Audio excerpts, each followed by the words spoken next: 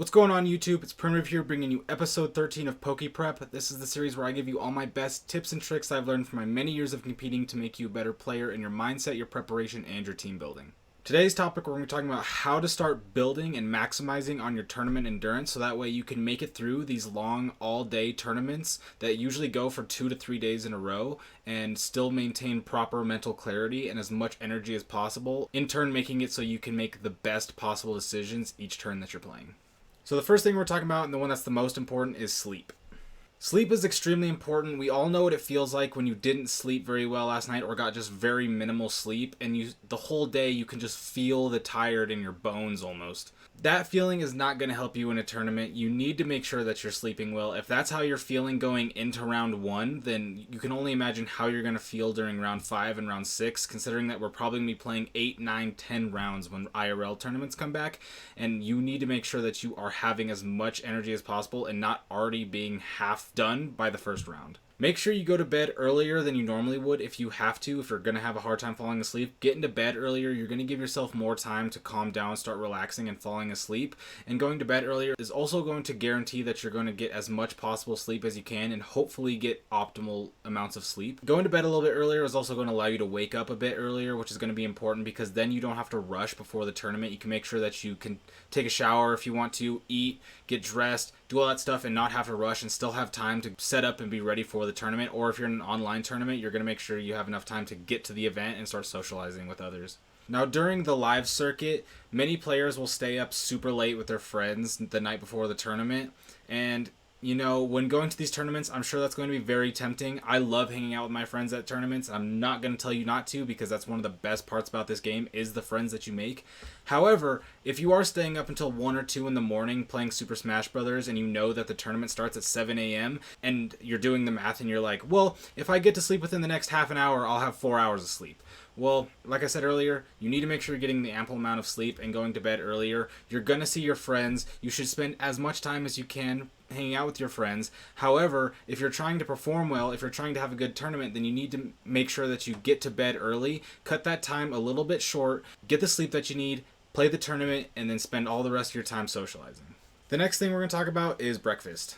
What you eat matters. You see, your body, your cells are made out of what you eat. So if you're eating a bunch of junk food, then you're going to be running off of junk. You need to make sure that you're having a nutritious, healthy meal so that way you can provide yourself with natural, clean energy and avoid high sugar and high caffeinated objects during your breakfast because those are only going to cause you to have a little spike and then crash later, ultimately making you have an even worse result if you were just tired and you didn't have that energy drink or that coffee. Sure, these things that are filled with sugar are super delicious, and I'm not going to deny that. However, what I am going to deny is that it's going to help you play better. Eating healthy, having clean energy, having clean mental clarity is going to be extremely important, and that's only going to be blocked if the first thing that you're doing in the morning is shoving your face with junk. Now, since we talked about the breakfast, I'm just going to give an example of what I have. This is what I have for breakfast almost every single time, whether it's an online tournament or a live tournament. I've tried many different breakfasts. I found this to be what works the best for me. And so once I figured out that this works really well for me, I know I'm going to have a lot of energy when I eat this. I know I'm going to have mental clarity when I eat this. I just go ahead. Now, I'm not a dietitian or nutritionist, so don't take anything I say as medical advice. I'm only specifically showing you what I do so you can start figuring out what it is,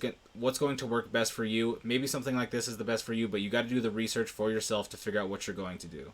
Snacks are also extremely important because they're going to help you maintain higher levels of energy throughout the day, and you want to continually be snacking to make sure that you have a high reservoir of energy. It's a bit different in the online circuit since you're likely playing from home, so you can go out and go into your kitchen and just get whatever snacks that you have. However, during the live circuit, you need to be thinking ahead about what snacks you have. You need to be making sure that what you are planning to eat is going to provide you with clean, natural energy, isn't filled with a bunch of sugar. For an example, let's talk about Magnus Carlsen, the current world champion of chess. He would have orange juice in between his matches to keep his energy levels up, but then with work with his dietitian or nutritionist, I'm not sure, they decided that the orange juice was actually causing him to crash a lot earlier and making it a lot harder for him to sustain the long-term tournaments. So he switched that to a combination of half whole milk and half chocolate milk. Things like this are really important. You need to understand that high sugar is really going to cause you to crash, so you want to make sure that you're having as little sugar as possible.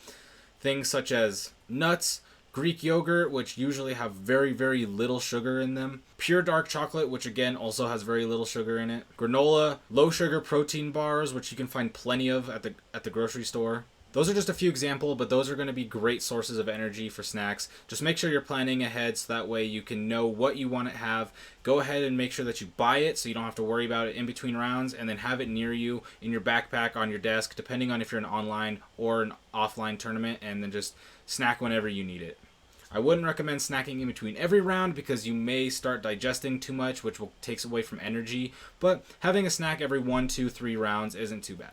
Now, the things that you do in between each round are going to affect your energy levels. You want to be partaking in tasks that aren't going to take away from your energy level, and that means physically and mentally. Tasks that are going to take away your attention, such as YouTube videos, social media, other video games, those are going to make you think about something else other than the game, and those may carry on into your next matches, which not only are going to distract you from the game that you're playing, making you probably play worse if this is happening. But it's also just going to be a mental drain. It's going to slowly drain your energy if you are doing things like this. In between rounds, it's much better to get up, move around. I'm not talking about run, I'm talking about just get up, stand, stretch, converse with friends, have a snack, whatever. You want to do things that aren't going to be mentally distracting, and they don't want to cause a physical toll on your body. The things that I like to do usually are just hang out with friends and talk about the game. However, since we're on online tournaments, the other things I'll do are usually go outside, chill with my dogs, get up, stretch around. I might work on an article or something that I can pick up, put back down, and continue going and just think about Pokemon, and then whenever I come back after the next round, I can continue doing whatever I was doing without any chance of being distracted during my round. Next up is exercise. Now, I'm a huge advocate of exercise. I think it's incredible. My life completely changed when I started being active instead of having a sedentary lifestyle. I didn't believe it when I was living that sedentary lifestyle, but now that I've been extremely active for the past 2 years, I can tell you my life is completely different. Exercise is a complete game changer when it comes to mental energy. Now, I'm not going to tell you start going to the gym. I'm not going to tell you start running. If you don't like those things, all I'm saying is if you are not working out now, you should start working out more, and you should start doing what's most enjoyable to you. I like skateboarding, so I go skateboarding a lot, and that's a fantastic form of cardio, and it really gets your heart going. It's a really good workout, but most people probably wouldn't consider that a workout because it's skateboarding. It's a sport. However, it gives you a lot of exercise. I really enjoy it, and since I really enjoy it, it's a lot easier for me to do it. So figure out something that you enjoy, whether that's a sport, yoga, Pilates, a dance class, whatever it is. If you're not exercising now, start with 3 days a week or so. If you are exercising a bit, make sure you're upping that. There is no downside to getting a little bit more exercise into your life and getting a little bit healthier. And just think about it as training for VGC, because the better health that you're in, the more energy you're going to have, and the more energy you're going to have, the better you're going to do in your tournaments.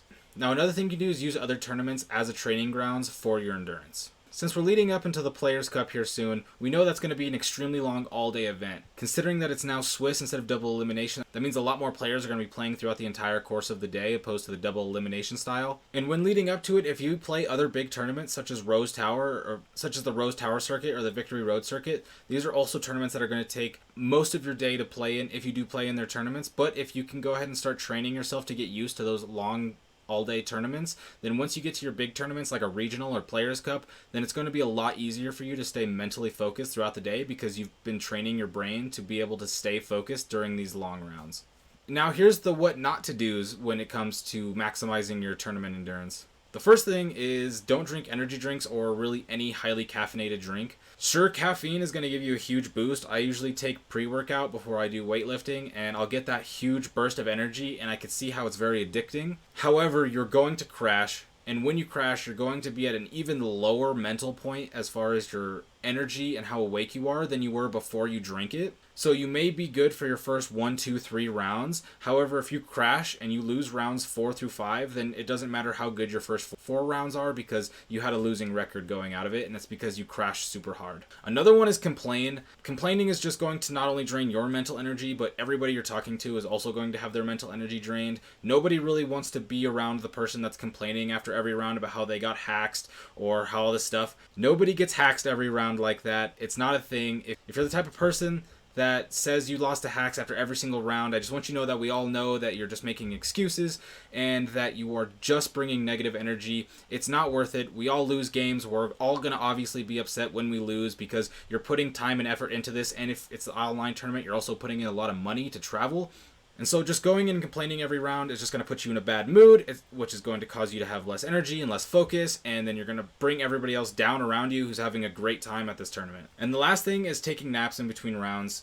I've met one entire person that has been able to take naps in between rounds and actually come back and be better. I don't know how he does it, but everybody else that I've ever seen take a nap in between rounds has always regretted it to some degree, because you usually need some time to wake back up fully, and so they'll sleep, wake up 5 minutes before the round, and need 15 minutes to get back to full strength. And so you just have this 10-15 minute period where you're just mentally foggy, and that's going to affect you in your next round because you want to be as fully alert each round, like I've said through this video multiple times. Thank you so much for watching this episode of PokéPrep. If you're interested in more VGC improvement content, I'm going to have all my socials linked down below. There you're going to find my Twitter, my Twitch, and my blog, all of which are having consistent VGC content uploaded to them. Now, there are only 14 PokéPreps out right now, so after this one, we only have one left. But if you are interested in checking that out, you can go check out my blog, and the written version will be there, and the video version will be here later this week. I do recommend you check out my blog. There are so many other VGC improvement articles on there outside of the PokéPrep series that are also going to focus more on in-game related subjects